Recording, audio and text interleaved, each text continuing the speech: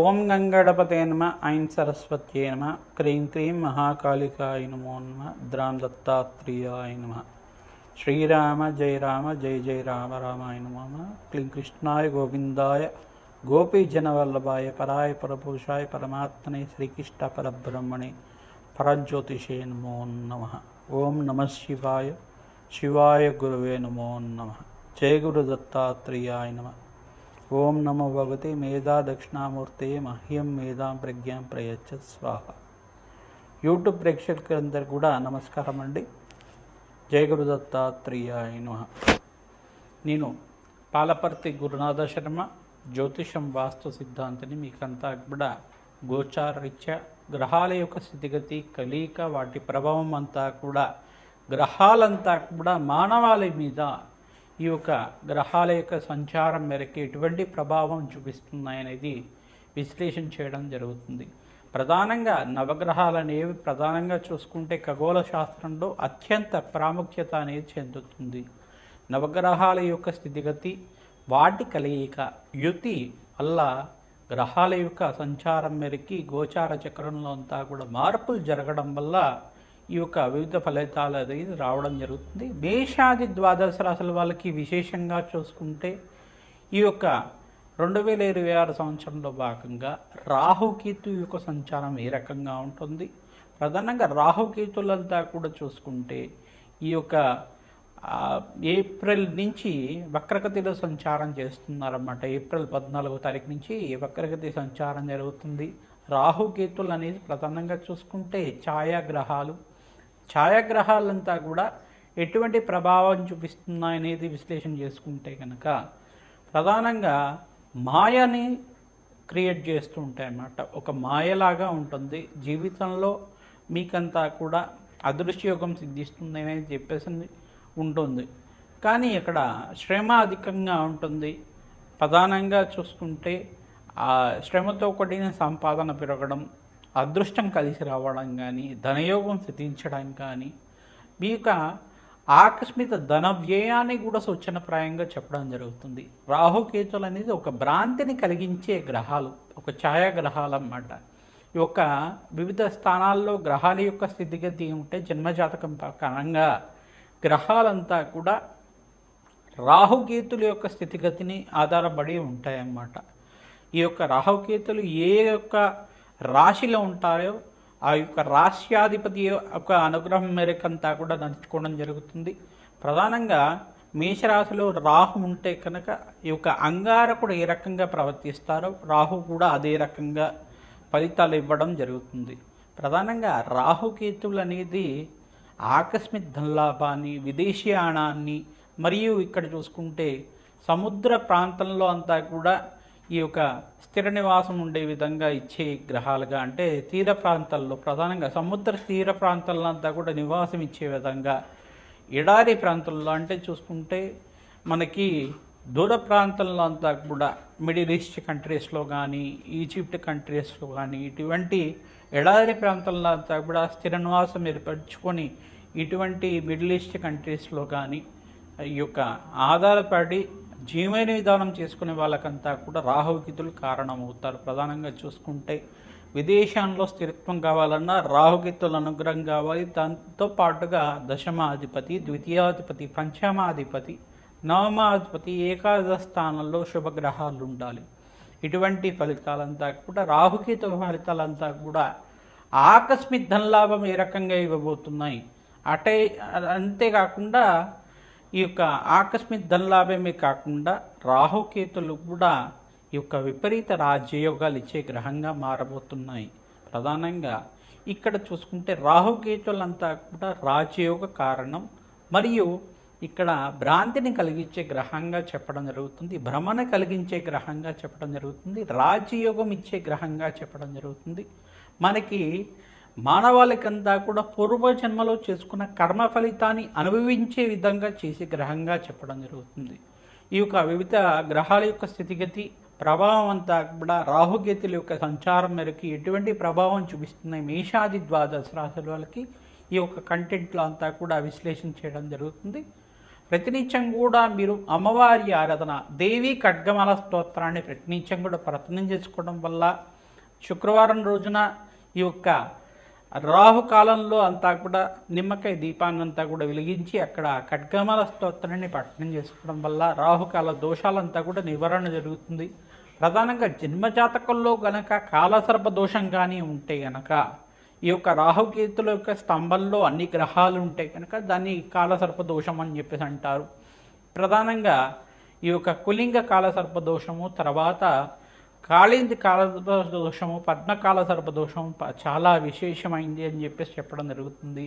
నక్షత్ర బలిలో భాగంగా మూలా నక్షత్రము మరియు ఇక్కడ ఆశ్లేష నక్షత్రము మరియు ఇక్కడ చూసుకుంటే మక్కా నక్షత్రానికంతా కూడా శాంతి బలిలంతా కూడా ఇవ్వడం వల్ల నవనాగ శాంతి కార్యక్రమాలు ఆచరించడం, సర్ప సంస్కారం చేసుకోవడం వల్ల నాగేంద్ర స్వామి ప్రతిష్టను ఆచరించడం, ప్రతినిత్యం కూడా మంగళవారం పూట, ఆదివారం పూట, గురువారం రోజున నాగేంద్ర స్వామి జోడినాగులున్న ప్రాంతం దగ్గర అంతా కూడా, సర్పాలు ఉన్న దగ్గర అంతా కూడా పూజన ఆచరించి పసుపు కుంకుమ గంధంతో అభిషేకం చేసుకొని చిమ్మిలిని నివేదన చేయడం వల్ల రాహుకేతు దోషాలంతా కూడా నివారణ జరుగుతుంది. సంతాన కారకుడు అవుతారు.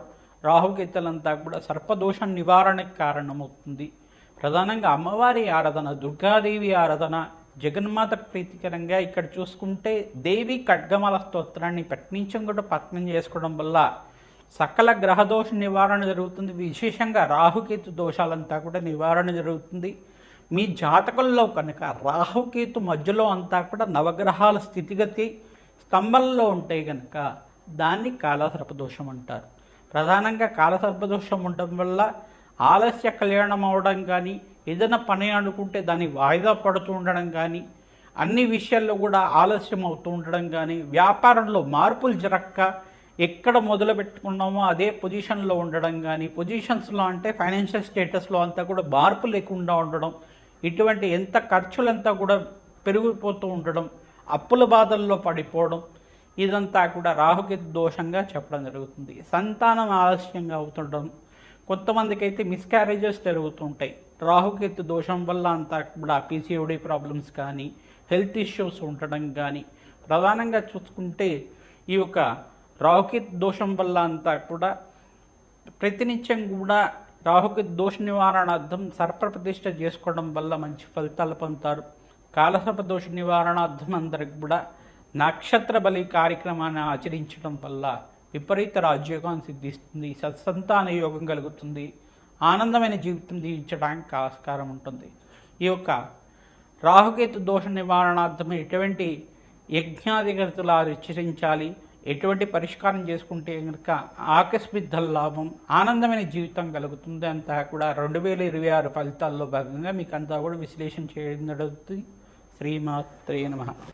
వృశ్చిక రాశి జాతకులకి 2026 ఫలితాల్లో భాగంగా ఈ యొక్క రాహుకేతులు ఫలితాలంతా కూడా ఏ రకంగా ప్రభావం చూపిస్తున్నాయో తెలుసుకోవడం జరుగుతుంది. మాయా గ్రహాలుగా చెప్పడం, ఈ యొక్క కర్మ ఫలితాన్ని అనుభవించే విధంగా చేసే గ్రహాలుగా చెప్పడం, సర్పగ్రహాలుగా చెప్పడం, సర్పదోషానికి కారణమైన గ్రహాలుగా చెప్పడం, మీ జన్మలో కనుక పూర్వజన్మలో కానీ పూర్వీకుల నుంచి కానీ సర్పదోషం కానీ సర్పశాపం వర్తిస్తుంది అనేది తెలుసుకోవడానికి రాహుకేతుల యొక్క సంచారం మేరకే చెప్పుకోవడం జరుగుతుంది. జన్మజాతకంలో కనుక రాహుకేతు మధ్యలో కానీ ఈ యొక్క నవగ్రహాలన్నీ కూడా స్తంభంలో ఉంటే కనుక దాన్ని కాలసర్పదోషం అంటారు.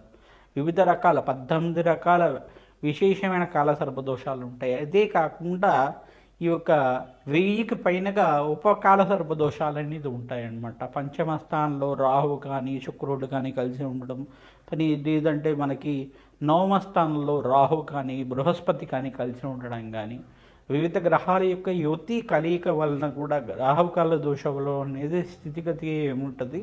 ప్రధానమైనది అంటే రాహుకేతు మధ్యలో నవగ్రహాల స్థితిగతి ఉంటే కనుక అది కాలసర్ప దోషం అంటారు. ఇదే కాకుండా ఈ యొక్క కాలసర్ప దోషాల్లో కొన్ని వివిధ రకాలుగా ఉంటాయి అన్నమాట. ఆ రకాలుగా ఉండేవన్నీ కూడా ప్రధానమైనది 18 రకాల కాలసర్ప దోషాలు ఉంటాయి. దాని నుంచి బయటపడడానికి సర్పప్రతిష్ఠ నాగబలి కార్యక్రమం అనేది చేసుకోవడం వల్ల, నక్షత్ర బలి కార్యక్రమం చేసుకోవడం వల్ల మంచిగా ఉంటుంది. వంశాభివృద్ధికి కారణమవుతుంది. ఆటంకాలు అంతా కూడా తీరి కార్యసిద్ధి కలగడానికి ఆస్కారం ఉంటుంది. ప్రధానంగా వృశ్చిక రాశి జాతకులు ప్రధానంగా సుబ్రహ్మణ్య స్వామి వారికి కళ్యాణం ఆచరించడం, నరసింహస్వామికి అంతా కూడా లక్ష్మీ నరసింహస్వామికి కళ్యాణం చేసుకోవడం వల్ల మంచి ఫలితాలు పొందడానికి ఆస్కారం ఉంటుంది. దేవతా కళ్యాణం ఆచరించాలి, పుణ్యక్షేత్ర దర్శనాలు చేసుకోవాలి. ఏప్రిల్ 14వ తారీఖు నుంచి నవంబర్ 28వ తారీఖు దాకా మీకంతా కూడా రాజయోగం సిద్ధించడానికి ఆస్కారం ఉంటుంది. వ్యాపారంలో మార్పులు జరగడానికి ఆస్కారం ఉంటుంది. ప్రతినిత్యం కూడా ఈ యొక్క శరవణ భవాయ నమః నామాన్ని జపాన్ని ఆచరించండి. ఓం మానసాదేవ్యై నమః నామాన్ని జపాన్ని ఆచరించుకోవడం.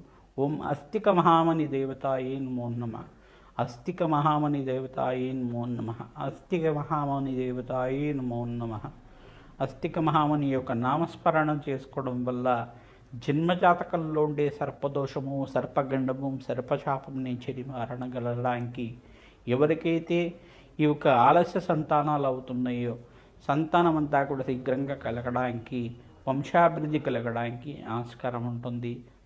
ధాన్యాది సమృద్ధి కలగడానికి, పౌత్రాది సమృద్ధి కలగడానికి ఆస్కారం ఉంటుంది. బీదవాళ్ళకి అన్నదానం చేయడం, గోమాత సేవ చేసుకోవడం, గోమాత పూజ ప్రతినిత్యం కూడా ఈ ఒక నెలకి ఒక 5 సార్లు చేసుకోవడం వల్ల మంచి ఫలితాలు పొందుతూ ఉంటారు.